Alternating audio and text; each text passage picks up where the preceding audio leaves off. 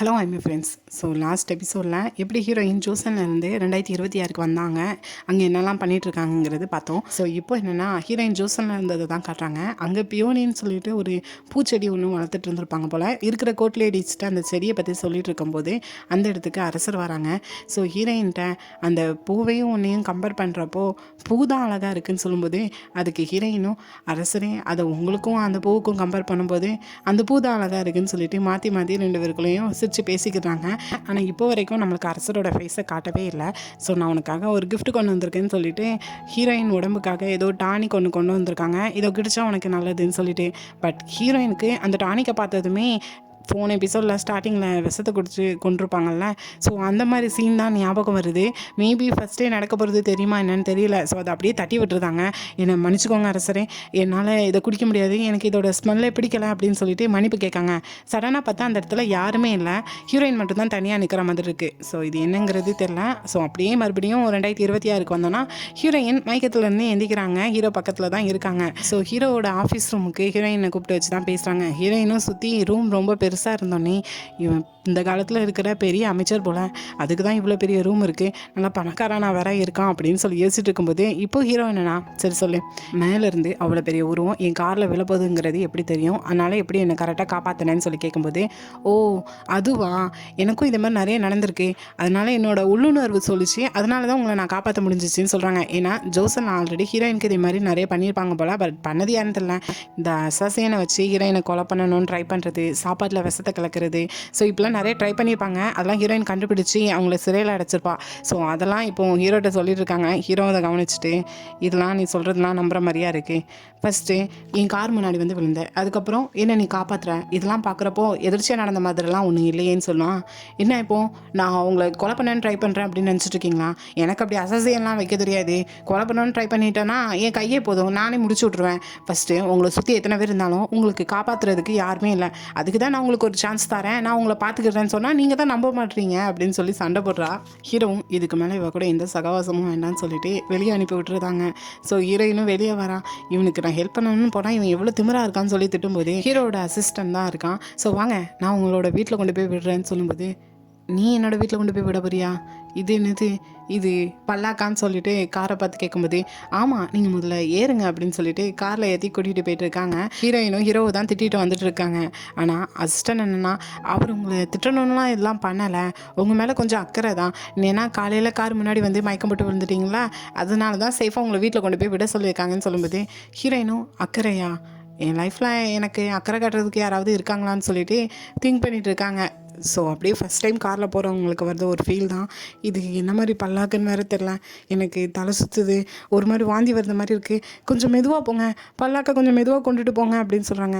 இங்கே அசிஸ்டண்ட்டும் இன்னும் மெதுவாக போகணுமா, நான் ஆல்ரெடி 20 தானே போயிட்டுருக்கேன்னு சொல்லிட்டு கார் போகிற வேகத்தை கட்டினா உண்மையிலேயே அவர் மெதுவாக தான் போயிட்டுருக்காரு. ஹீரோயினுக்கு தான் அப்படி ஃபீல் ஆகுது. ஸோ அப்படியே இதை கட் பண்ணி இன்னொரு பக்கம் ஹீரோ தான் காட்டுறாங்க. ஏன்னா சிசிடிவி கேமராவில் எப்படி மேலே வந்து கார் மேலே அது விழுந்துச்சுன்னு சொல்லி பார்க்கும்போது அதே கம்பெனியில் ஒர்க் பண்ண ஒரு எம்ப்ளாய்க்கு சேலரியில் ஏதோ ஒரு இஷ்யூ பிரச்சனை. ஸோ அதனால் அந்த ஒர்க்கர் வந்து போராட்டம் பண்ணியிருப்பார். அதை இவங்க கவனிச்சிருப்பாங்க. பட் அது கொஞ்சம் லேட்டாக டீல் பண்ணலான்னு வச்சுருப்பாங்க. பட் அந்த ஒர்க்கர் என்னென்னா ஹீரோவை கொலை பண்ணலான்னு சொல்லி ட்ரை பண்ணி மேலேருந்து அதை தள்ளி விட்டுருக்கான். இதை பார்க்குற ஹீரோக்கும் அது புரியுது. ஸோ அப்படி இதை கட் பண்ணி அடுத்ததான் ஹீரோட தாத்தா தான் காட்டுறாங்க. என்னென்னா இன்றைக்கி தாத்தாவுக்கு பேர்த்டே போல். ஸோ அதுக்காக ஒரு 2 ஆன்ட்டி வந்திருக்காங்க, இன்னொன்று கிம் வந்திருக்காங்க பேர்த்டே பார்ட்டிக்கு. ஹீரோ இன்னும் வரல. ஸோ அப்போது அவங்க 2 பேரும் தாத்தாக்கு வாங்கிட்டு வந்த கிஃப்ட்டை கொடுக்காங்க. ஒரு ஆன்ட்டி என்னென்னா சீ ஃபுட் வாங்கிட்டு வந்திருக்காங்க, இன்னொருத்தங்க என்னென்னா மூலிகை வேர் வாங்கிட்டு வந்து கொடுத்துருக்காங்க. ஸோ ஆனால் கிம் மட்டும் எதுவுமே வாங்கிட்டு வரல. ஸோ இதை பார்க்குற கிம்மும் 2 ஆன்ட்டிகிட்டையும் அடுத்த தடவை நீங்கள் என்ன வாங்குறீங்களோங்கிறத சொல்லுங்கள், நம்ம 3 பேரும் ஒன்றா சேர்ந்து வாங்கலாம்னு சொல்லிட்டு இருக்கும்போது அது சரிதான் கிம், ஆனால் வெறும் கையை வீசிட்டு வர முடியாதுல்ல, அதான் நாங்கள் வாங்கிட்டு வந்துட்டோம்னு சொல்லும்போது இதை கவனிக்கிற தாத்தாவும் ஓஹோ ஃபஸ்ட்டு ஸ்டாப் பண்ணுங்கள், கிஃப்ட்டை பற்றிலாம் நீங்கள் ஒன்றும் பேச தேவையில்ல, கிம்ம மாதிரி யாருமே இங்கே கிடையாது அப்படின்னு சொல்லிட்டு ஒரு ஃப்ளாஷ்பேக் வருது. என்னன்னா தாத்தாக்கு ஒரு 17 வருஷத்துக்கு முன்னாடி லிவர் தேவைப்பட்டிருக்கும் போல், சர்ஜரி பண்ணியிருக்காங்க போல். பட் அந்த லிவர் ஃபஸ்ட்டு இந்த 2 ஆன்ட்டிகிட்டையும் கேட்கும்போது ஆளுக்கு ஒவ்வொரு காரணம் சொல்லிட்டு தப்பிச்சிடலான்னு பார்த்துருக்காங்க. பட் கிம் தான் வாலண்டியராக வந்து நான் உங்களுக்கு லிவர் தரேன்னு சொல்லி கொடுத்துருப்பான் போல். அதான் தாத்தா இப்போ வரைக்கும் உயிரோட இருக்காங்க. ஸோ அதை நினச்சி தான் தாத்தா கிம் மேலே கொஞ்சம் ஒரு பாசமும் மரியாதையும் வச்சு பேசுகிறாங்க. கூடவே நீ இவ்வளோ நல்ல பையனாக இருக்கேன், ஆனால் ஹீரோ பேர் அவன் எப்படி இருக்கான்னு சொல்லிட்டு ஹீரோவை பற்றியும் யோசிக்காங்க. அப்படி இதை கட் பண்ணி இப்போ ஹீரோயின் ஸ்டே பண்ணியிருக்கிறது ஒரு போர்டிங் ஹவுஸில் தான். ஸோ அங்கே கொண்டு வந்து அசிஸ்டண்ட்டும் விட்டுட்டு போகும்போது இனியாவது யாருக்கு 6 முன்னாடியும் போய் விழுந்துடாதுன்னு சொல்லிட்டு கிளம்பி போகிறாங்க. ஹீரோயினும் அசிஸ்டண்ட்டை திட்டிட்டு கரெக்டாக அந்த போர்டிங் ஹவுஸ் முன்னாடி போய் நிற்காங்க. நான் வந்துட்டேன், உள்ளே யார் இருக்கா அப்படின்னு சொல்லிட்டு ஏதோ அந்த காலத்தில் இருக்கிற மாதிரியே குரல் கொடுக்காங்க. யாருமே வரல. சுற்றி போகிற 2 பொண்ணுங்க தான் பார்த்து சிரிச்சுட்டு போகிறாங்க. சரி நம்மளாட்டு போகும்னு சொல்லி ஒரு ஸ்டெப் எடுத்து வச்சா திடீர்னு லைட் ஆன் ஆகுது. ஈவினிங் டைம் ஆனதும் ஸோ சுற்றி எல்லா கடையிலையும் ஆன் ஆகுது. இதை பார்க்குற ஹீரோயினுக்கு பயமாகுது. சரி பயப்படக்கூடாது, நம்ம ரொம்ப ஸ்ட்ராங்காக இருக்கணும்னு சொல்லி தனக்கு தானே சொல்லிட்டு உள்ளே போகிறாங்க.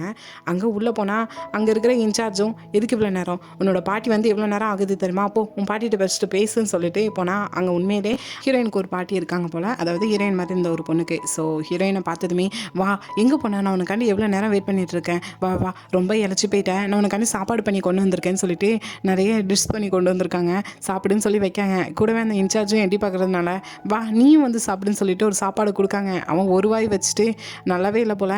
சரி எனக்கு ஒரு வேலை இருக்குது, நான் போயிட்டு வரேன்னு சொல்லிட்டு ஏமாற்றிட்டு அங்கேருந்து கிளம்பி போயிடான். அவன் போனதுக்கப்புறம் தான் தெரியுது பாட்டி வேணுக்குன்னு தான் அவனுக்கு கொடுத்துருப்பாங்க போல். ஹீரோயினுக்காக தனியாக ஏதோ பீஃப் பண்ணி கொண்டு வந்திருக்காங்க. ஸோ அதை தான் கொடுக்காங்க. இதை நீ யாரும் இல்லாத டைமில் தனியாக சாப்பிடணும் அப்படின்னு சொல்லிட்டு ஹீரோயினும் பாட்டி பாசமாக இருக்கிறத கவனிக்காங்க. கூடவே அவங்க லைஃப் ஈஸி கிடையாது, அவங்க கொஞ்சம் கஷ்டப்பட்டுட்டு தான் இருக்காங்கிறது புரியுது. இதை அப்படியே கட் பண்ணி அப்படியே இன்னொரு பக்கம் இப்போ தாத்தாவோட பார்ட்டியை தான் காட்டுறாங்க. இப்போ வரைக்கும் ஹீரோ வரல. ஸோ இருக்கிற 2 ஆன்டிஸும் ஹீரோ பற்றி தான் பேசுகிறாங்க. நான் ரீசெண்டாக ஹீரோவை பற்றி ஒரு வீடியோ பார்த்தேன். அது உண்மையாக பொய்யாங்கிறது தெரியல, இருந்தாலும் அது அவன் தானே ஹேண்டில் பண்ணணும், அதில் அவனோட ரெப்புடேஷன் இருக்குல்ல, இதனால் உங்களுக்கும் கெட்ட பேர் தானேன்னு சொல்லிட்டு தாத்தாட்ட பேசிட்டு இருக்கும்போதே இப்போ தான் ஹீரோவே வராங்க. தாத்தாவும் இவ்வளோ நேரமாக நீ இந்த இடத்துக்கு வரதுக்கு சின்ன ஒரு மிஸ்டேக் ஆகிப்போச்சு, அதை முடிச்சுட்டு வரதுக்கு லேட் ஆகிட்டு அப்படின்னு சொல்லிட்டு ஜாயின் பண்ணிக்கிறாங்க. ஸோ கொஞ்ச நேரத்தில் அசிஸ்டண்ட்டும் அந்த இடத்துக்கு வராங்க. ஸோ இப்போ ஹீரோ யோசிக்காங்க, ஏன்னா அந்த கார் மேலே அவ்வளோ பெரிய பொம்மையை தள்ளி விட்டது யாராக இருக்கும், யார் சொல்லி அவன் செஞ்சுருப்பான்னு சொல்லிட்டு அசிஸ்டண்ட்டை தான் பேசிகிட்டு இருக்காங்க. அசிஸ்டண்ட்டும் கண்டிப்பாக இதை நம்ம போலீஸ்கிட்ட சொல்லி ஆகணும்னு சொல்லும்போது ஹீரோ வந்து தனியாக ஹேண்டில் பண்ணணும்னு நினைக்கிறாங்க. கூடவே அவங்க ஃபேமிலிஸ் மேலேயும் ஹீரோ கொஞ்சம் டவுட் இருக்க தான் செய்யுது. ஏன்னா இருக்கிற 2 ஆன்டிஸும் சரி, இப்போது இருக்கிற கிம் அது வந்து ஹீரோக்கு கசின் போல். ஸோ இவங்க யாருக்குமே என்னை பிடிக்காது, ஏதோ இந்த குடும்பத்தில் இருக்கிற திருடுற மாதிரி தான் என்னை நினச்சிட்டு இருக்காங்கன்னு வேறு சொல்லிட்டு இருக்காங்க. இதை கட் பண்ணி அப்படியே நம்ம ஹீரோவை பார்த்தோன்னா பாட்டி லாஸ்ட்டாக ஹீரோயின் கூட கொஞ்சம் நேரம் இருந்து பேசிட்டு போகிறாங்க. போகும்போது ஹீரோயின்ட்ட நீ தனியாகவே வளர்ந்த பொண்ணு, எனக்கு ரொம்ப பிடிச்ச பொண்ணும் கூட, நீ எதை நினச்சி கவலைப்படக்கூடாது, நான் ரொம்ப நல்லா தான் இருக்கேன், என்னோட ஹோட்டல் நல்லா தான் ஓடிட்டுருக்கு, அதனால் உன்கிட்ட காசு பணம்னு இருந்துச்சுன்னா உனக்கு பிடிச்ச மாதிரி இந்த காலத்து பொண்ணுங்க போடுற ட்ரெஸ்லாம் வாங்கி நீ போடு, எனக்கு வேண்டாம், நான் என்னை பார்த்துக்கிடுவேன்னு சொல்லிட்டு பாசமாக பேசிட்டு உன்னை நினச்சி எனக்கு ரொம்ப பெருமையாக இருக்குன்னு சொல்லிட்டு கிளம்பி போகிறாங்க. ஸோ இப்படிலாம் யாருமே ஹீரோயின்ட்ட பேசியிருக்க மாட்டாங்க போல். ஸோ இப்போவும் இப்படி ஒரு உறவு கிடைக்கிறத நினச்சி ஹீரோயின் ரொம்பவே டிஃப்ரெண்ட்டாக ஃபீல் பண்ணுறாங்க. அதுக்கப்புறம் ஹீரோயினோட ரூமுக்கு தான் போகிறாங்க. அவ்வளோ பெரிய அரண்மனையில் வாழ்ந்த ஹீரோயினுக்கு ரூம் சின்னதாக இருந்தது பிடிக்கலை. சரி விண்டோ ஓப்பன் பண்ணி பார்த்தோன்னா பக்கத்து பில்டிங்கோட வால் தான் தெரியுது. உடனே இன்சார்ஜை கூப்பிட்டுட்டு ஆமாம் இது என்ன அறை, எனக்கு இந்த அறையை பிடிக்கலை, ஜன்னல் விளையாடி எட்டி பார்த்தா எல்லாம் தெரியும்னு பார்த்தா ஏதோ சுவர் தான் தெரியுது, எனக்கு இந்த அறை வேண்டாம்னு சொல்லும்போது இருக்கிறதுலே நல்ல ரூம் இது தான், அதை உனக்கு தந்தா திமிரா வேற பேசிட்டு இருக்கேன், இஷ்டனா இரு இல்லைனா கிளம்பு அப்படின்னு சொல்லும்போது வேறு வழி இல்லைன்னு சொல்லிட்டு ஹீரோயினும் அந்த ரூமில் ஸ்டே பண்ணலான்னு சொல்லி உட்கார்ந்தாங்க. பார்த்தா பக்கத்து ரூமில் இருக்கிற ஒரு பையன் அந்த வாலில் ஏதோ 2 டைம் அடிக்கான். இதை கவனிக்கிற ஹீரோயினும் 2 தடவை அடிக்காங்க. மறுபடியும் அவன் அடிக்கான். ஹீரோயினும் கோவத்தில் ஒரு 10 தடவை அடிச்சிருந்தாங்க. ஸோ அவனும் கோவத்தில் வந்து கதவை தட்டுறான். தட்டி என்ன தெரியாமல் ஒரு தடவை அந்த வாலில் அடிச்சிட்டேன், அதுக்குன்னு மறுபடியும் நீ அடிச்சுட்டு இருப்பியான்னு சொல்லும்போது ஹீரோயினும் நீ ஒரு தடவை அடித்தேன் பதிலுக்கு அடித்தேன், மறுபடியும் எதுக்கு நீ அடித்தேன், நீ பண்ண பதிலுக்கு நானும் பண்ணேன், அவ்வளோதான், நீ வந்து இப்படி கேட்டுட்டா நான் பயந்துருவேனா என்ன, ஃபஸ்ட்டு ஒழுங்கா பொண்ணுங்கக்கிட்ட எப்படி நடந்துக்கணுங்கிறத எல்லாருமே தெரிஞ்சுக்கோங்க, அதை விட்டுட்டு இப்படி நடந்துட்டு இருக்கீங்கன்னு சொல்லிட்டு கூடவே ஜோசன் காலத்தில் இருக்கிற அரசியல் வசனம் மாதிரி பேசுகிறாங்க. சுற்றி இருக்கவங்களுக்கும் ஒன்றுமே புரியலை. எல்லாரையும் நோஸ் கட் பண்ணி விட்டுட்டு ஹீரோயின் பட்லர் ரூம்குள்ளே போயிருந்தா. ஸோ அப்படியே ஜோசன்லாம் ஹீரோயினோட பிளாஸ்பேக் தான் காட்டுறாங்க. என்னென்னா ஆல்ரெடி ஃபஸ்ட் வந்து ஹீரோயின் வந்து ஒரு அடிமையினத்தை சேர்ந்த கோட் லேடியாக தான் அரண்மனையில் வேலை பார்த்துருப்பா போல். கூடவே அவளை அடிமையினத்தில் விற்கிறப்போ அங்கேருந்து தப்பிக்க வேற ட்ரை பண்ணிப்பா போல். இதெல்லாம் தெரிஞ்சுக்கிட்டேன். ஹீரோயின் ரூமில் இருக்கிற கோட் லேடிஸ்லாம் உன்னை மாதிரி ஆள் கூட நாங்கள் இருக்கிறதுக்கு எங்களுக்கு விருப்பம் கிடையாது, ஸோ இந்த ரூமை விட்டு நீயே வெளியே போயிருன்னு சொல்லியிருக்காங்க. ஹீரோயின் என்னால் போக முடியாது, நான் இந்த ரூமில் தான் இருப்பேன்னு சொல்லியிருக்காங்க. நீ இப்போ இங்கேருந்து போகலன்னா நானே உங்களை போக வைப்பேன்னு சொல்லிட்டு ஹீரோயினை அடித்து தனியாக கூட்டிகிட்டு வந்து ஒரு பெரிய மரப்பட்டியில் ஹீரோயினை போட்டு அடைச்சி மேலே ஒரு கல்லையும் வச்சுட்டு போயிருந்தாங்க. ஹீரோயினை எவ்வளவோ கத்தி பார்க்க யாருமே வந்து திறக்கலை. ஸோ அப்படியே ஒரு நாள் நைட்டு ஃபுல்லாக அதில் தான் ஸ்டே பண்ணியிருப்பாங்க போல். அதெல்லாம் நினச்சி ஹீரோயின் ஃபீல் பண்ணிகிட்டு இருக்காங்க. ஸோ மறுபடியும் அப்படியே அது ஜோசன் டைமில் இப்போ ஒருத்தவங்களை காமிட்டாங்க. பாதி ஃபேஸ் தான் காட்டுறாங்க. அந்த பாதி ஃபேஸ்லேயே தெரியுது அது ஹீரோ தான். ஸோ அதே டைமில் ஹீரோவும் இருந்திருக்காங்கிறது தெரியுது. ஸோ அந்த டைம் என்னை காப்பாற்றுங்கன்னு சொல்லிட்டு ஒரு குரல் கேட்குது. உடனே பக்கத்தில் இருக்கிற மாஸ்க் எடுத்து போட்டுட்டு போகிறாங்க. அது வந்து பாதி ஃபேஸை தான் மறைக்கிற மாதிரி இருக்குது அந்த மாஸ்க்கு. இதோட கட் பண்ணி அப்படியே பார்த்தோன்னா இது இப்போ இந்த சீன் மட்டும் ஹீரோக்கு அப்படியே கனவுல வருது. ஹீரோ இது என்னன்னு தெரியாமல் யோசிச்சுட்டு இருக்காங்க. ஸோ அப்படியே நைட் ஃபுல்லாக இருந்து ஹீரோயின் அந்த ரூமில் தேடி பார்க்குறப்போ ஹீரோயின் மாதிரி இருந்த அந்த பொண்ணோட சியோரியோட டைரி கிடைக்குது. ஸோ அந்த டைரியில் எழுதியிருக்கிறது எல்லாமே ரீட் பண்ணுறாங்க. ஸோ லைஃப்பில் ரொம்ப கஷ்டப்பட்டு கஷ்டப்பட்ட பொண்ணு தான் போல். அம்மா அப்பா யாருமே கிடையாது, பாட்டி தான் இருந்திருக்காங்க. அவளே தான் பார்த்து வளர்ந்துருக்கா. கூடவே இப்போது அவள் ஆக்டிங்கில் ஏதாட்டு சாதிக்க முடியுமான்னு சொல்லி ட்ரை பண்ணிகிட்ருக்கா. அதில் கிடைக்கிற காசை வச்சு பாட்டிக்கு தான் அனுப்புகிறாளே தவிர அவளுக்கு அவள் எதுவுமே வாங்கிக்கிறது கிடையாதுன்னு சொல்லிட்டு எல்லாமே இருக்குது. ஹீரோயினும் அதை பார்த்து புரிஞ்சுக்கிட்டாங்க அவள் ரொம்ப கஷ்டப்படுதான்னு சொல்லிட்டு. இன்னொரு பக்கம் ஹீரோயின் என்னென்னா, ஜோசனில் ஹீரோயின் எப்படி ஒரு அடிமை எண்ணத்தில் இருந்த ஒரு கோட்லடியாக இருந்து அதுக்கப்புறம் காங்பெயின் ஃபஸ்ட் ரேங்க் காங்பெயின்னு சொல்லி மாறி திடீர்னு ஹீரோயின் மேலே ஒரு பழியை போட்டு விஷத்தை குடித்து சாகடிச்சாங்க. அது ஒரு கஷ்டம். இங்கே இந்த ஒரு பொண்ணு படுற கஷ்டம் அதெல்லாம் யோசித்து பார்த்துட்டு அப்படியே ரூஃப் டாப்பில் மேலே போய் நிற்காங்க. என்னடா சூசைட் பண்ண போகிறாங்களா அப்படின்னு நம்ம யோசித்தா, ஹீரோயின் என்னென்னா ஒரு பொண்ணாக பிறந்தா ஒரு அப்பாவை பார்த்துக்கிடணும், ஹஸ்பண்டை பார்த்துக்கிடணும், ஒரு பையனை பார்த்துக்கணும்னு சொல்லி தான் யாரையாவது டிஃபெண்ட் பண்ணி அவளோட வாழ்க்கை போயிட்டு இருக்கோம். என்னோடய வாழ்க்கையும் அதே மாதிரி தான் இருந்திருக்கும். இதுக்கு நான் வாழ்கிறதுக்கு செத்துடலான்னு சொல்லிட்டு யோசிப்பேன் அப்படின்னு மட்டும் நினைக்காதீங்க. கண்டிப்பாக நான் யாரும் துணையோடு இல்லாமல் என்னோடய வாழ்க்கையை நான் வாழ்ந்து காட்டுவேன். சாகிறத விட வாழ்க்கை ரொம்ப அழகானதுங்கிறத டிசைட் பண்ணிவிட்டு அவங்களோட லைஃப்பை 2026 ஏற்ற மாதிரி வாழணும்னு ட்ரை பண்ணாங்க. ஸோ ட்ராமா பார்க்குறது மட்டும் இல்லாமல் இந்த மாதிரி சீனெல்லாம் நம்ம வாழ்க்கைக்கும் பொருந்தும். ஸோ அடுத்ததான் 26 எப்படி வாழணுங்கிறதுக்கு கொஞ்சம் கொஞ்சமாக பழகுறாங்க. ஜோசனெல்லாம் ஹீரோயின் துணி எல்லாம் கோட்டில் எடுத்து துவச்சிருப்பாங்க போல். இங்கெல்லாம் இப்போ ஹீரோயின் தானே துவைக்காங்க, அதையும் புலம்பிக்கிட்டே தான் துவச்சிட்டு இருக்காங்க. இவங்க துவைக்கிறதுல ஒருத்தன் மறைஞ்சிருந்து ஃபோட்டோ எடுத்துகிட்டு இருக்கான். அவனையும் ஒரே அடியில் சாய்க்கிறாங்க. பக்கத்தில் இருக்க பொண்ணுங்களுக்குலாம் ஆச்சரியமாக இருக்குது ஹீரோயின் எப்படிப்பட்ட பொண்ணுன்னு சொல்லிட்டு.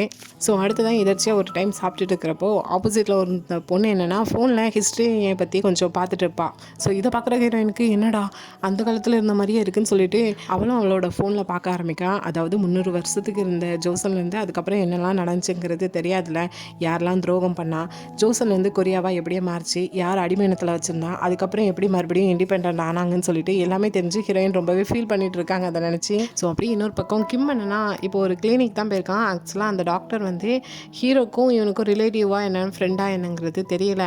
ஸோ அவன் புதுசாக கிளினிக் ஆரம்பிச்சிருக்கான்னு சொல்லிட்டு கிம் என்னென்னா ஒரு சின்ன ஒரு செடியும் கூடவே கொஞ்சம் காசும் அவனோட கிளீனிங்காக கொடுத்துருப்பான் போல். ஸோ அவன் பேசிட்டு போன கொஞ்ச நேரத்தில் ஹீரோ வராங்க. ஸோ ஹீரோ வந்ததுமே அவன் கிம்மை பற்றி தான் பெருசாக பேசுகிறான். இப்படி ஒரு செடி கிஃப்ட் பண்ணியிருக்காங்க, கூடவே இந்த கிளீனிக்காக எனக்கு கொஞ்சம் காசும் தந்திருக்காங்கன்னு சொல்லும்போது பார்த்து எங்கேருந்து காசும் சும்மாலாம் தரமாட்டாங்க, அதுக்கான வட்டி ரொம்ப பெருசாக இருக்கும்னு சொல்லிட்டு இருக்காங்க. இவங்க 2 பேரும் உள்ளே பேசிட்டு இருக்கிறது வெளியே இருக்கிற கிம் கேட்டுட்ருக்கான். ஏன்னா அவன் கொடுத்த செடிக்குள்ளே ஒரு ஆடியோ ரெக்கார்ட் பண்ணுற டிவைஸ் ஒன்று வச்சுருக்கான் போல். ஸோ அதை வச்சு இவங்க பேசுகிறதெல்லாம் கேட்டுட்ருக்கான். இப்போ ஹீரோ என்னென்னா நேற்று நைட் எனக்கு சரியாக தூக்கம் வரல, ஆனால் நான் தூங்குற வரைக்கும் எனக்கு ஒரு கனவு வந்துச்சு. நான் ஏதோ ஜோசன் டைமில் இருந்த மாதிரியும் அங்கே ஏதோ ஒரு பொண்ணு நான் பார்க்க போகிற மாதிரியும், ஆனால் அந்த பொண்ணை பார்க்குறதுக்கு முன்னாடி நான் கண் முழிச்சிட்டேன் அப்படின்னு சொல்கிறாங்க. ஸோ இதை கேட்டதுமே சரி அந்த பொண்ணை பார்க்கறதுக்கு ட்ரை பண்ணுங்கள், கண்ணெலாம் என்ன முழிக்காதீங்க, ஒரு வேளைக்கே நீங்கள் லவ் கூட பண்ண வாய்ப்பு இருக்குது, உங்களுக்கு நல்ல ஒரு மெடிஷன்னு சொன்னால் லவ் தான், அதை கொஞ்சம் ட்ரை பண்ணி பாருங்கள் அப்படின்னு சொல்கிறாங்க. ஹீரோ லவ்னா பெரிய ஒரு பாய்சன் மாதிரி எனக்கு அப்படின்னு சொல்லிட்டு போகிறாங்க. ஸோ ஹீரோ என்ன பண்ணுறாங்கிறத கொஞ்சம் கொஞ்சமாக கண்காணிக்கிற கிம்முக்கு என்ன வேணுங்கிறது தெரியல. அப்படி இங்கேருந்து ஆஃபீஸ்க்கு வந்தால் ஹீரோவை பார்க்கறதுக்காக ஹீரோயின் வந்திருக்காங்க. ஸோ ஹீரோ பார்த்ததுமே ஹீரோயின் போகிறாங்கன்னு உடனே செக்யூரிட்டி போய் பிடிக்காங்க. ஹீரோவும் இப்போ எதுக்கு இங்கே வந்த, அதான் எல்லாம் முடிஞ்சிருச்சலான்னு சொன்னால், நான் சொன்னதை நீ மறந்துட்டியா என்ன, உன்னை பாதுகாக்கிறதுக்கு ஆள் தேவை தானே, அதான் நான் வாரேன்னு சொன்னேனே, நீ அதை பற்றி ஒன்றுமே சொல்லலை, உனக்கு வருது பிரச்சனையிலேருந்து என்னால் மட்டும்தான் காப்பாற்ற முடியும் அப்படின்னு சொல்லும்போது ஹீரோவும் என்ன நீ காப்பாற்ற போறியா, ஃபஸ்ட்டு ஒன்றை நீ காப்பாற்றிக்கிட முடியுமா, நான் ஏன் தெரியுமா பெரிய ஒரு ஈவில், நான் நினச்சா உன் ரத்தத்தை கூட உறிஞ்சு உன்னை கொல்ல முடியும், பண்ணட்டுமான்னு சொல்லிட்டு மிரட்டும்போது ஹீரோயினும் கோவத்தில் ஹீரோட காலையில் ஒரு மிதி கொடுக்காங்க. நான் சொல்கிறது உனக்கு புரியவே புரியாதானே, அசசியன் எங்கேருந்து எப்படினாலும் உன்னை கொல்லதுக்கு ட்ரை பண்ணலாம், என்னால் மட்டும் தான் உன்னை காப்பாற்ற முடியும், கொஞ்சம் புரிஞ்சு நடந்துக்கோன்னு சொன்னால் ஹீரோ அதெல்லாம் கண்டுக்கிடவே இல்லை, அவளை பிடிச்சி வெளியே அனுப்புங்கன்னு சொல்லிட்டு போகிறாங்க. ஆனால் ஆஃபீஸ் ரூமுக்கு போனதுமே ஹீரோயினோட டீட்டெயில்ஸ் தான் கேட்டிருப்பாங்க. ஆனால் அந்த டீட்டெயில்ஸ் ஒரே ஒரு பக்கத்தோடு முடிஞ்சிருந்து ஹீரோவும் அதை பார்த்துட்டு இது என்ன ஒரே பக்கத்தோட முடிஞ்சிச்சு, அவளை பற்றி இன்ஃபர்மேஷன் இவ்வளோ தான் இருக்கானே, ஒழுங்காக படிக்கலை, இதில் எந்த ஒரு திறமையும் கிடையாது, எதை வச்சு என்கிட்ட அடிக்கடி வந்துட்டு இருக்கான்னு சொல்லி யோசிக்காங்க. ஹீரோ என்ன நினைக்காங்கன்னா ஹீரோ கொலை பண்ண ட்ரை பண்ணவங்களுக்கும் ஹீரோயினுக்கு ஏதாவது லிங்க் இருக்குமோன்னு நினைக்காங்க. ஆனால் கூட இருக்கிற அசிஸ்டன்ட் தான் அந்த பொண்ணுகிட்ட சொல்கிற அளவுக்கு எதுவுமே கிடையாது பாஸ், அவள் உண்மையிலேயே உங்கள் மேலே ஏதோ ஒரு அக்கறையில் தான் அடிக்கடி உங்கள்கிட்ட வந்துட்டு இருக்கான்னு நினைக்கிறேன், மற்றபடி அவள் எதுவுமே கிடையாது அப்படின்னு சொல்கிறாங்க. ஹீரோவும் யோசிச்சுட்டு இருக்க மாதிரி தான் இருக்குது. ஆனால் ஹீரோ திட்டினதுன்னு நினச்சிட்டு ஆல்ரெடி ஸ்டார்டிங்கில் பார்த்துருப்போமே ஹீரோயின்ட்ட ஜோசிகார் அம்மா பேசியிருப்பாங்களே, அவங்ககிட்ட போய் தான் சொல்லி திட்டிகிட்டு இருக்காங்க ஹீரோவை. அவனுக்கு இப்போ ஏதோ பிரச்சனை வரப்போதே, அதை என்னால் தான் காப்பாற்ற முடியும், அதை சொன்னால் அவன் நம்ப மாட்டான், ஆனால் லூஸ் மாதிரி பேசிகிட்டு இருக்கான்னு சொல்லிட்டு ஹீரோவை திட்டிகிட்டு இருக்காங்க. பேச்சுவாக்கில் அப்படியே உங்ககிட்ட ஏதாவது காசு இருந்தால் எனக்கு தாங்கலை அப்படின்னு சொல்லி கேட்டால், இந்தா வந்துட்டியா, ஏன்ட்டே காசு இல்லை, சரி எவ்வளோ வேணும் அப்படின்னு கேட்டால், ஹீரோயின் என்னென்னா இது ஒரு மாடர்ன் வேர்ல்டு, கண்டிப்பாக நிறைய காசு இருக்குன்னு சொல்லிட்டு ஒரு 50 மில்லியன் வான் போதும் அப்படின்னு சொல்லும்போது 50 மில்லியன் வான் என்கிட்ட அது இருந்தால் நான் ஏன் எங்கே இருக்க போகிறேன் அப்படின்னு சொல்லிட்டு ஏதோ அவங்களால முடிஞ்ச காசை கையில் கொடுத்து விட்டு அனுப்பி விட்றாங்க. ஆனால் இன்னொரு பக்கம் கிம்மை பார்த்தோன்னா கிளினிக்கில் அந்த டாக்டரும் ஹீரோவும் பேசின அந்த ஆடியோவை தான் கேட்டுட்ருக்கான். அதில் ஹீரோயினை பற்றி வேற சொல்லியிருப்பாங்க போல், இப்படி கார் முன்னாடி ஒரு பொண்ணு வந்து விழுந்துட்டா எனக்கு பிரச்சனையை தந்தான்னு சொல்லிட்டு, கூடவே எனக்கு வரப்போகிற ஆபத்துலேருந்து அவள் தான் என்னால் காப்பாற்ற முடியும் அப்படின்னு சொல்லிட்டு வேற தெரிஞ்சிட்ருக்கான்னு சொல்லியிருப்பாங்க. ஸோ இந்த ஆடியோவை கேட்டதுமே கிம் அதையே போட்டு போட்டு கேட்டுட்ருக்கான், அந்த பொண்ணு யாராக இருக்குன்னு சொல்லிட்டு. ஸோ இன்னொரு பக்கம் ஹீரோயின் 26க்கு வந்ததுக்கப்புறம் ஒரு ஷூட்டிங்கில் பேசினது எல்லாத்தையுமே ரெக்கார்ட் பண்ணி வச்சுருப்பாங்க. ஸோ அதுதான் அந்த டேரக்டரும் ப்ளே பண்ணி பார்த்துட்ருக்காங்க. அதில் ஹீரோயின் பேசின வேர்ட்ஸ் எல்லாம் கேட்டுட்டு ரியலாக நடிச்சிருக்கா, ஆனால் அவள் பேசின டைலாக்லாம் பாருன்னு சொல்லிட்டு ஹீரோயினை கிண்டல் பண்ணி பேசிகிட்டு இருக்காங்க.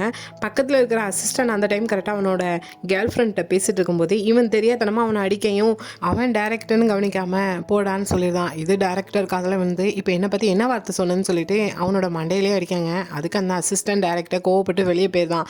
ஆனால் மறுநாள் நான் இந்த ப்ரொடக்ஷன் கம்பெனியை கண்டிக்கிறேன்னு சொல்லிட்டு தனி ஒருத்தனாக நின்று போராட்டம் பண்ணிட்டு இருக்கான். ஸோ மீடியாக்காரங்களும் என்னாச்சு ஏன் இப்படி பண்ணிட்டு இருக்கீங்கன்னு சொல்லும்போது இங்கே அசிஸ்டன்ட் டைரக்டரும் சரி இங்கே நடிக்கிற பொண்ணுங்களுக்கும் சரி எந்த ஒரு மரியாதையும் கொடுக்கறது கிடையாது அப்படின்னு சொல்லி கண்டிக்கிறேன் அப்படின்னு சொல்லும்போது உங்களுக்கு ஆதாரம் ஏதாவது இருக்கான்னு சொன்னால் அவன் ஹீரோயின் நடித்த அந்த ஆக்டிங்கோட வீடியோ கிளிப்பை தனியாக எடுத்து வச்சு கிண்டல் பண்ணிட்டு இருந்திருப்பாம்ல. ஸோ அந்த வீடியோ கிளிப் எடுத்து அப்லோட் பண்ணி விட்டுருதான். அதில் ஹீரோயினோட ஃபேஸை வச்சு தான் கிளிப் வருது. ஸோ அதை பார்த்துட்டு ரொம்பவே வைரல் ஆகுது கொரியா ஃபுல்லாமே. இதே வீடியோவை ஹீரோவும் பார்த்துட்டு இருக்காங்க. எப்படின்னா ஹீரோவோட கம்பெனியில் ஏதோ ப்ரொமோஷனுக்காக ஹீரோயினையும் அதில் நம்ம பேச வைக்கலாம்னு சொல்லி சொல்கிறாங்க. ஆனால் ஹீரோ என்னன்னா ஹீரோயின் இருக்கிற எதுவுமே வேண்டாம்னு சொல்லிட்டு ஹீரோயினெல்லாம் வைக்க வேண்டாம்னு சொல்லி முடிச்சுட்டாங்க. ஆனால் வெளி உலகத்தில் இப்படிலாம் நடக்கிறதுங்கிறது தெரியாத ஹீரோயின் என்னன்னா நேற்று ஜோசியக்கார அம்மா கொடுத்து அந்த காசை வச்சு மார்க்கெட் சைடு ஏதாட்டு வாங்கலாம்னு சொல்லிட்டு போகிறாங்க. ஸோ அவங்க பார்த்ததுமே ஃபஸ்ட்டு ஒரு ஸ்நாக்ஸ் பிடிக்குதுன்னு சொல்லிட்டு வாங்கி அதை சாப்பிட்டு பார்க்காங்க. சாப்பிட்டதுமே எங்கேயோ சொர்க்கத்தில் பறக்கிற மாதிரி இருக்குது. ஸோ இருக்கிற காசுக்கு ஒவ்வொன்றா வாங்கி சாப்பிட்றாங்க. லாஸ்ட்டில் பாக்கெட்டில் இருந்த காசு எல்லாமே காலியாகிடுது. ஸோ வேறு என்ன பண்ணணும், வேலைக்கு தான் போகணும்னு சொல்லிட்டு நோட்டீஸ் எல்லாம் பார்த்துட்டு ஒவ்வொரு ஷாப்புக்கு வேலைக்கு போகிறாங்க. பட் ஹீரோயின் பேசுகிற பேச்சு அதெல்லாம் யாருக்குமே பிடிக்கல. ஸோ ஹீரோயினை கடையை விட்டு வெளியே அனுப்பிடுறாங்க. என்ன பண்ணணும்னு சொல்லிட்டு இருக்கிற நோட்டீஸ்லாம் எடுத்து கிழிச்சு போட்டுட்டு இருக்கும்போது அந்த இடத்துக்கு கரெக்டாக ஹீரோயின் பக்கத்து ரூமில் இருக்கிற அந்த பையன் வரான். ஸோ இங்கே என்ன பண்ணிட்டு இருக்கேன், எதுக்கு இது கிழிச்சு போட்டுட்ருக்கேன், உனக்கு யூஸ்ஃபுல் இல்லைனாலும் மற்றவங்க யாருக்காவது யூஸ்ஃபுல்லாக இருக்கும்ல, இதெல்லாம் யாருமே வேலை கொடுக்க போகிறது கிடையாது, எல்லாம் பொய்ன்னு சொல்லி திட்டிட்டு இருக்கா, நீ இப்படி நடந்துக்கிட்டா உனக்கு யார் தான் வேலை கொடுப்பா, ஃபஸ்ட்டு டைமுக்கு நீ எல்லாமே பண்ணணும்னு சொல்லிட்டு ஃபோனில் இருக்கிற டைமை பார்த்தா அவனுக்கு எதுக்கோ போகிறதுக்கு டைம் ஆகிட்டு போகலன்னு சொல்லிட்டு அவன் ஓடுறான். பின்னாடி ஹீரோயினுமே கூட சேர்ந்து ஓடுறான், எங்கே போகிறேன் என்னையும் கூட்டிகிட்டு போ அப்படின்னு சொல்லிட்டு. ஸோ அப்படியே இன்னொரு பக்கம் ஹீரோவோட கம்பெனியில் தான் காட்டுறாங்க. என்னென்னா ஆல்ரெடி ஹீரோயினை வச்சு ஒரு ப்ரொமோஷன் பண்ணலான்னு சொன்னதுக்கு ஹீரோ நோ சொல்லிட்டாங்க. பட் இன்னொருத்தங்க அவங்களோட ப்ராடக்ட்டுக்கு ப்ரொமோஷனுக்கு ஹீரோயினை வச்சா நல்லாயிருக்கும், அந்த பொண்ணு இப்போ வைரலாக இருக்கா அப்படின்னு சொல்லி கேட்காங்க. ஸோ ஹீரோ இதுக்கு நோன்னு சொல்ல முடியல, ஏன்னா இப்போ ஹீரோயின் அவங்களுக்கு தேவைப்படுறாங்க. அப்படியே ஹீரோயின் இப்போது அந்த பையனோட சேர்ந்து எங்கே வந்திருக்கானா இந்த ஃபுட்டெல்லாம் சாப்பிட்டு பார்த்துட்டு ரிவ்யூ கொடுப்பாங்கல்ல, அதே மாதிரி இடத்துக்கு தான் லைவாக போயிட்டுருக்கிற சேனலுக்கு வந்திருக்காங்க. ஸோ அந்த இடத்துல இருக்கிற ஃபுட்டெல்லாம் சாப்பிட்டு பார்த்துட்டு ஹீரோயின் ரொம்ப ஹாப்பியாகிறாங்க ரியலாகவே. ஸோ இதெல்லாம் லைவாக போயிட்டு வேறு இருக்குது. கூட இருக்கிற அந்த பையனும் இங்கே அதுக்காக தான் வருவான் போல். ஸோ அவங்க கூட சேர்ந்து ஒவ்வொரு ஆடுலையும் ஹீரோயின் வந்து பார்ட்டிசிபேட் பண்ணுறாங்க. ஸோ அவங்க பார்ட்டிசிபேட் பண்ணுற ஆடில் அவங்க பேசுகிற விதம் செய்கிறது எல்லாமே கொஞ்சம் வித்தியாசமாக இருக்கிறதுனால எல்லா ப்ராடக்ட்டும் ஈஸியாக சேல்ஸ் ஆகுது. ஸோ இது அங்கே இருக்கிற டேரக்டர்ஸ் எல்லாருக்குமே ஹீரோயினை வேற பிடிச்சி போகுது.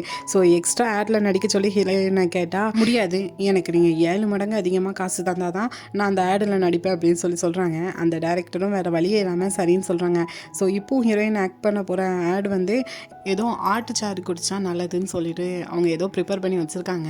ஸோ இது அந்த காலத்து ஜோசனோட அரசர்கள்லாம் இதான் குடித்து நல்லா பலமாக தைரியமாக இருந்தாங்க, நீங்களும் குடித்தா நல்லது, இப்போ உங்களுக்காக ஒருத்தவங்க குடிச்சு காட்டுவாங்கன்னு சொல்லிட்டு ஹீரோயின் அந்த இடத்துல வச்சாச்சு. ஹீரோயினும் இதை குடிச்சு நம்ம இன்னும் நல்ல நல்ல ஆட்லாம் பண்ணணும்னு சொல்லிட்டு குடிக்கலான்னு சொல்லிட்டு போகிறாங்க. பட் அவங்க கொடுக்குறது ஆட்டுச்சாரை அதே மாதிரி ஒரு ஒயிட் கலர் பவுலில் தான். ஸோ அந்த ஒயிட் கலர் பவுலில் அதை பார்த்ததுமே ஹீரோயினுக்கு ஜோசனில் அவங்களுக்கு கொடுத்த அந்த விஷம் தான் ஞாபகம் வருது. அதை குடிச்சிட்டு அவங்க ரத்த கக்கி வாந்தி எடுத்து இறந்து போனதை எல்லாமே ஞாபகம் வந்து அந்த கையில் இருக்கிற அந்த பவுலை அவங்க இப்போ தட்டி விட்டுறாங்க.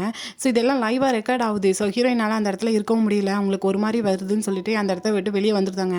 அசிஸ்டண்ட்டும் பின்னாடியே வந்துட்டு உனக்கு நான் 7 மடங்கு காசு தரேன்னு சொல்லி நடிக்க சொன்னால் நீ லைவில் போய் இப்படி பண்ணிட்டு இருக்க, எவ்வளோ திமிருன்னு சொல்லிட்டு ஹீரோயினை திட்டிட்டு இருக்கான். ஹீரோயின் என்னன்னா, இப்போ உங்கள் தேவைக்கு தானே என்னை வச்சுட்டு இருந்தீங்க, இப்போ நான் தேவையில்லைன்னு சொன்னேன்னே என்னை தூக்கி எறிகிறீங்கல்ல அப்படின்னு யாரையோ நினச்சி இப்போ இந்த அசிஸ்டண்ட்டை சொல்லிட்டு இருக்கான். அசிஸ்டண்ட்டும் கோவத்தில் ஹீரோயினை அடிக்கலான்னு போகிறாங்க. பதிலுக்கு ஹீரோயினும் எவ்வளோ ஸ்டாப் பண்ணி பார்க்காங்க. கரெக்டாக ரிட்டன் அவன் அடிக்கிற டைம் அந்த இடத்துக்கு ஹீரோ வந்து காப்பாற்றுறாங்க. ஸோ ஹீரோயினை பார்த்துட்டு ஃபைனலாக ஒன்று நான் கண்டுபிடிச்சிட்டேன் அப்படின்னு சொல்கிறாங்க. என்னென்னா இப்போ ஹீரோவோட ப்ரொமோஷனில் ஹீரோயினை நடிக்க வைக்கணும்னு சொல்லி கேட்டதுனால ஹீரோயினை தேடிப்பாங்க. ஹீரோயின் ஃபோன் அட்டன் பண்ணியிருக்க மாட்டாங்க. எதிர்ச்சியாக டிவியை பார்க்குறப்போ ஹீரோயின் நடிச்சிருந்தா அந்த ஆடை பார்த்துருப்பாங்க. அதை வச்சு தான் ஹீரோ கரெக்டாக இந்த இடத்துக்கு வந்துட்டாங்க. ஸோ எதையும் பேசாத, என் கூட வா அப்படின்னு சொல்லி ஹீரோ கூப்பிட்டா, அவன் கூட வரணுமா, நீ தானே என்னை எங்கேயும் இருக்கக்கூடாதுன்னு சொல்லிட்டு வெளியே அனுப்புனேன், இப்போ ஒன்று பின்னாடி வரணும்னு சொல்கிற, என்ன அர்த்தம், நீ எப்படிப்பட்ட ஒரு ஆண்மகன் அப்படின்னு சொன்னால், ஆண்மகனா, எனக்கு புரியலை, நீ ஏன் கொஞ்சம் வியடாக பேசிகிட்டு இருக்க அப்படின்னு சொல்லி சிரிச்சிட்டு இருக்காங்க. கரெக்டாக அந்த இடத்துல தூரமாக இருந்து கிம் நடந்து வந்துட்டு இருக்கான். ஸோ இந்த கிம்மை பார்க்குற ஹீரோயினுக்கு பெரிய ஷாக்காக இருக்குது. ஏன்னா ஜோசல்னு இருந்த அரசர் இதே கிம்மு தான். ஸோ இந்த அரசர் சொல்லி தான் ஹீரோயினும் இறந்து போனா. ஸோ அது என்ன கதைங்கிறது தெரியல. ஹீரோயினும் இப்போ அரசராக இங்கே வந்திருக்காங்கன்னு நினச்சி பயந்து அந்த இடத்துலேருந்து ஓடி போகிறா. ரூஃப் டாப்பில் போய் நிற்கா. நான் ரொம்ப டயர்டாக இருக்கேன்னு நினைக்கிறேன், அதனால தான் என் கண்ணுக்கு அரசர் தெரியுறாங்க போலன்னு சொல்லி பயந்துட்டு நிற்கும்போது பின்னாடி ஹீரோ போகிறாங்க. என்னாச்சு, எதுக்காக இப்போ இங்கே வந்த, எனக்கு உன்னோட ஹெல்ப் தேவைப்படுது, என் கூட வான்னு சொன்னான். ஹெல்ப்பா, நீ தானே நான் உன் கூட எங்கேயும் வரக்கூடாது, உன்னை ஃபாலோ பண்ணக்கூடாதுன்னு சொன்னேன், இப்போ நீயே வந்து இதெல்லாம் சொன்னால் என்ன அர்த்தம், அது அப்போ இப்போ எனக்கு உன்னோட ஹெல்ப் தேவைப்படுது, என் கூட வான்னு சொல்லி ஹீரோ கூப்பிட்றாங்க. அங்கே இருக்கிற ரெண்டு தாத்தா என்னன்னா ஏதோ லவர்ஸ்குள்ளே சண்டை போல் அப்படின்னு சொல்லி இவங்க ரெண்டு பேரும் யோசிச்சுட்டு இருக்கும்போது அதே இடத்துக்கு கிம் வரான். ஸோ இதை பார்க்குற ஹீரோயினுக்கு கொஞ்சம் பயமாக தான் இருக்குது. ஸோ ஹீரோவும் கிம்மை பார்த்து நடந்து போகலான்னு பார்த்தா ஹீரோயின் ஹீரோவோட கையை பிடிச்சிட்டு, இப்போ எனக்கு உன்னோட ஹெல்ப் தேவைப்படுது கொஞ்ச நேரத்துக்கு அப்படின்னு சொல்லிட்டு ஹீரோயினை ஹக் பண்ணிக்கிறா. ஸோ இதோட இந்த இடத்துல இந்த எபிசோட் இப்படியே முடியுது. கிம்மை பார்த்து ஹீரோயின் பயப்படுறா. இதை புரியாத ஹீரோ என்ன நடக்குதுங்கிறது தெரியல. ஆக மொத்தம் ஃபாஸ்ட்டில் இவங்க 3 பேருமே இருந்திருக்காங்க. என்னெல்லாம் நடந்துச்சுங்கிறத இனி வரப்போகிற எபிசோடில் தான் பார்க்கணும். ஒன்று சொல்லிக்கிறேன், இது வந்து ongoing drama. So Friday Saturday தான் ரிலீஸ் ஆகுது. இன்னும் 3 நாளைக்கு ட்ராமா வராது. அது வந்ததுமே கண்டிப்பாக சீக்கிரமாக போட்டுருவேன். இந்த வீடியோ பிடிச்சிருந்தா லைக் பண்ணுங்கள், ரொம்ப பிடிச்சிருந்தா கண்டிப்பாக சப்ஸ்கிரைப் பண்ணுங்கள். Thank you, bye bye friends.